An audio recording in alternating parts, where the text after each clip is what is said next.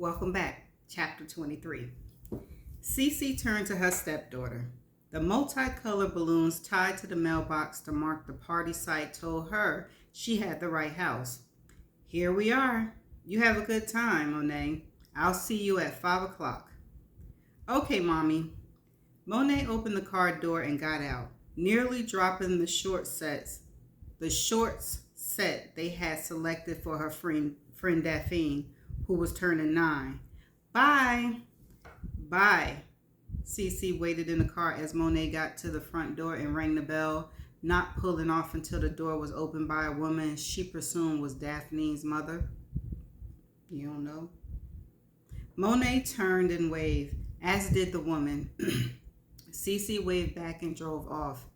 She usually spent special time with her stepdaughter on weekends when her own daughters were staying with Louis.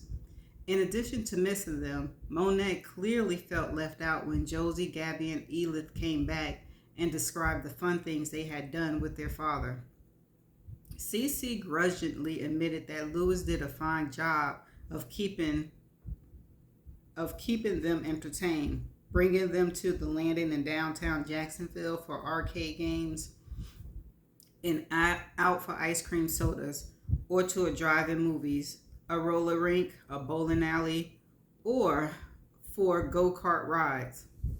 She and Monet usually went shopping or sometimes went to the movies, choosing whatever film the other girls said Louis planned to take them to see.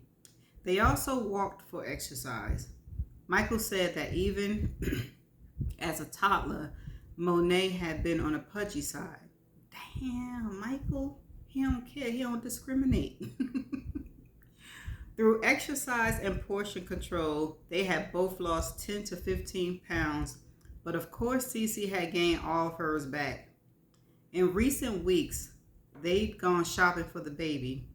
Josie and Gabby, and sometimes even Edith, raved about their little brother Pierre, who lived with his mother, Louis' girlfriend. Monet, having been the youngest of Michael's children, had never really been around a baby, and she said she wished she had a little brother or sister. Cece had a feeling that after the baby came, instead of missing her stepsisters, Monet would be delighted to have her new brother or sister mostly to herself. Cece smiled. The kids had all been excited about the baby when she and Michael told them the news. Even the boys had been tickled. She considered dropping in on Dana since she was near her house. Jacksonville was huge, with over 800 square miles, and the implementation of a magnet school system in Jacksonville meant that school children had friends who lived in different sections of the city. This San Jose neighborhood was a good 5 miles from their home in the St. Nicholas area of town, but only about 5 minutes from Dana's house in Lakewood.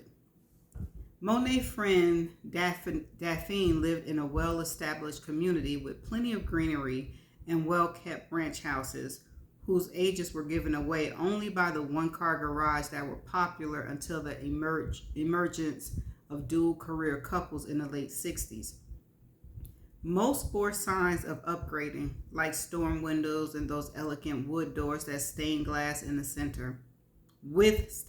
in the center. She saw an open house sign on the corner and on impulse turned in the direction of the arrow. What the heck? She could see Dana anytime? The home for sale was on the next street. It was larger than its neighbors, with a second level on the left side and an attractive double front door. 2 cars sat parked in a wide driveway, one of which she knew belonged to the real estate agent. She rang the bell, which was quickly answered by a 60th man with horn-rimmed spectacles who wore a dark suit. "Hello," he said in a soft-spoken way that paired his slight build and dark suit, made her think of a funeral director. "Come right in." "Thank you. I was in the neighborhood and saw your sign. Looks like a nice place." "Well, let's take the tour," the agent suggested, thoughtfully stepping back so as not to obstruct her view. Cece couldn't keep the excitement she felt out of her voice as she recounted what she saw to Michael. "It's perfect for us. It's a real house. Not a messy jumble of rooms, some nutty architect design.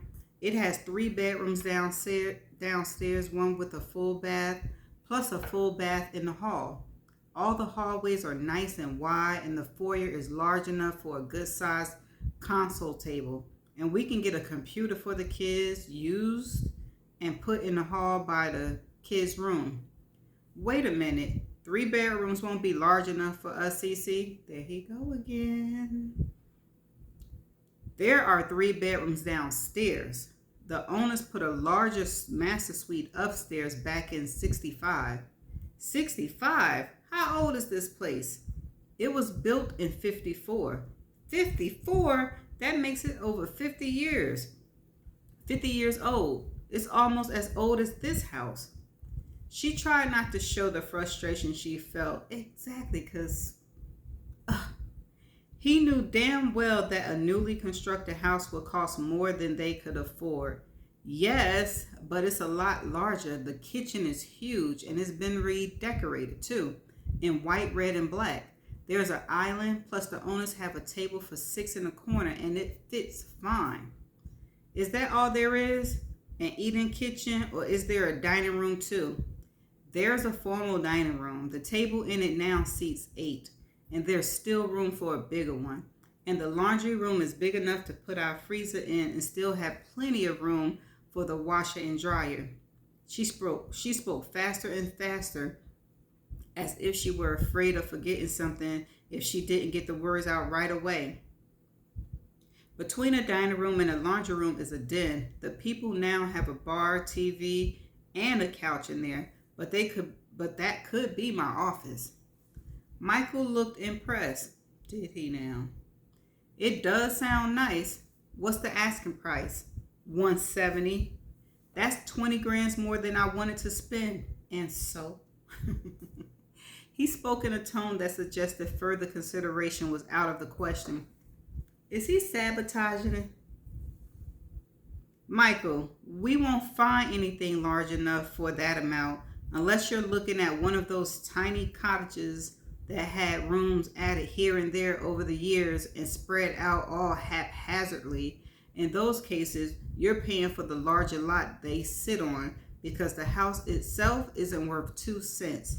This is a nice house in a nice neighborhood, and it's the best value we've seen, and we can afford it. All right, I guess it won't hurt to take a look at it. She looked at him earnestly. Michael, my parents told all of us as we grew up that they wanted us to do better than they did. Not only did they want it, they expected it. She chuckled. I think Mitchie may have gone a little overboard on it, the way she loves nice things. But I agree that it's terribly important for each generation to improve their quality of life. I don't want our children to grow up thinking it's all right to live the way we do, all crammed in like crabs in a barrel. It would be different if we barely made ends meet, like my parents. But we both made good money, and from now on, there will be extra coming in each year because of CDN. We ought to live in a nice house, and that's going to come with a price tag.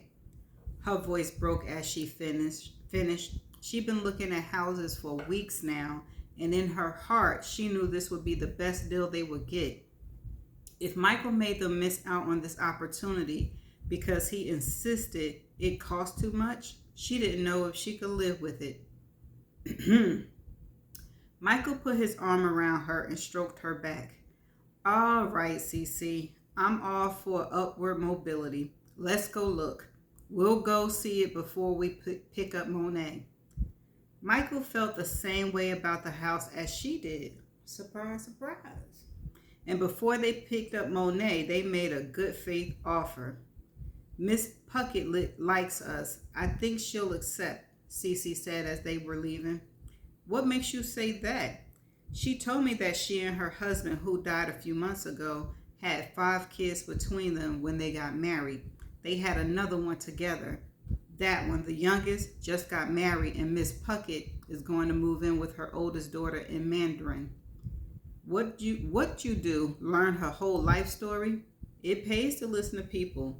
I told her that we too have a blended family and that we're having a child together. She seemed very interested. I'm sure it brought back pleasant memories of when she and her husband were young and raising their kids. She's a nice lady, Michael. I'm sure she is.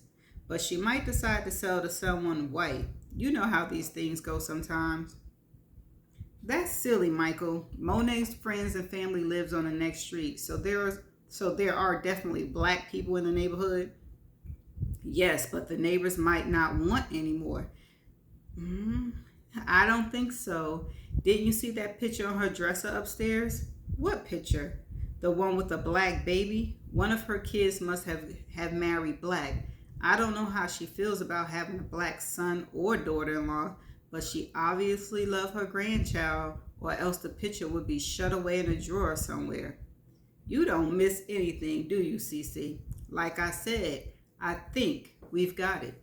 Cece's voice rang with confidence. She likes us, I know. Okay, so that's the end of chapter 23.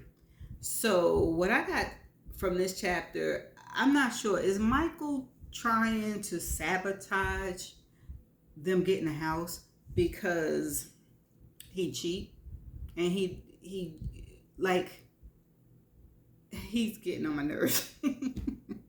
He is absolutely getting on my nerves because it's like every time Cece say something or she happy, he's like he got to knock it down or if, yeah, that's what I feel like he's doing. I hope that that's not what he's doing and he's just being a little afraid to spend that money and it's not something deeper like they really in debt and she think they got the money and they don't. But anyway, that's all I got for this chapter. I'm gonna have to see y'all in chapter 24. Bye.